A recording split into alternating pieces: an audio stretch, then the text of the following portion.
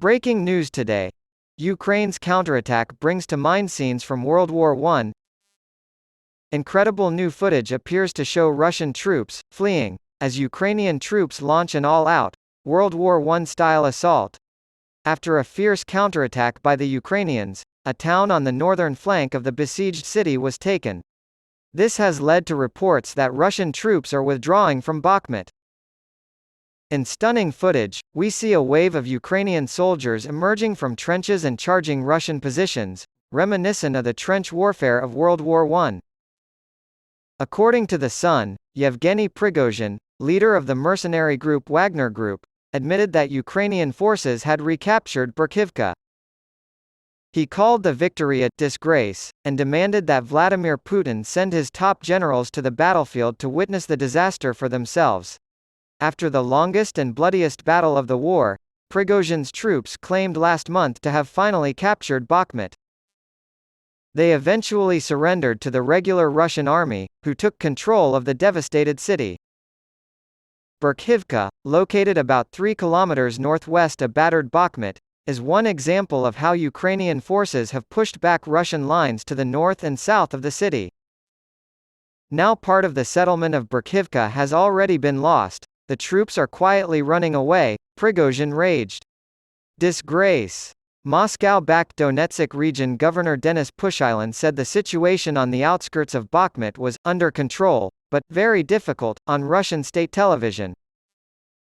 Russian Defense Minister Sergei Shoigu and Chief of the General Staff Valery Gerasimov were encouraged by Prigozhin to visit the front lines and inspire the troops there. In his message, he encouraged me, saying, "Come on, you can do it. And if you can't, you'll die heroes." During a press conference on Monday, Alexander Syrsky, the head of the Ukrainian ground forces, said that his troops are still moving forward in the area around Bakhmut. The Deputy Minister of Ukraine's Defense Ministry, Hanna Maliar, has also reported that the Ukrainian army is making progress across a broad front.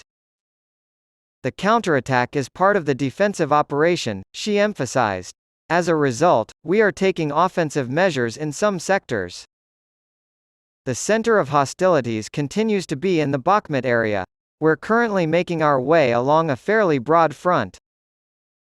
That's it, we made it. We're here on top where it matters most.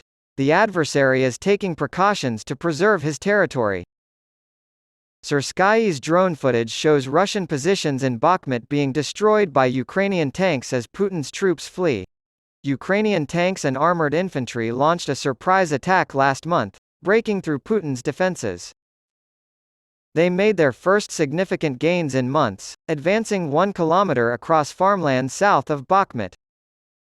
Assault squads were seen using hand grenades to clear bunkers and a tank charging into a wood, sending Russian soldiers fleeing. The Ukrainians have reportedly made 2 kilometers of progress in the town of Novodonetsky near Vuhledar, which is about 160 kilometers southwest of Bakhmut, as reported by war blogger War Gonzo. In an earlier scene, Wagner's Prigozhin berates the Russian troops for ing away his gains. Russia says it repelled a large-scale offensive by Ukrainian forces on Sunday in Donetsk.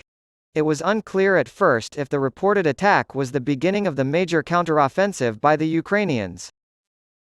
The Ukrainian government recently stated that it would not formally announce when its counterstrike would begin. Since Putin's invasion of Ukraine in February 2017, Kyiv has been promising for months to launch a spring offensive in an effort to reclaim lost territory.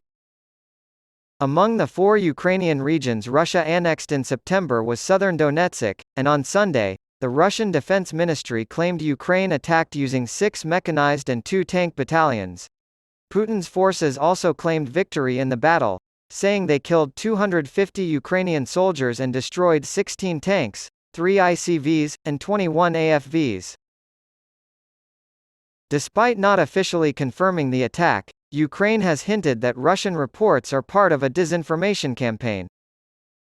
Ukrainian typically does not confirm its actions in military operations until after they have concluded.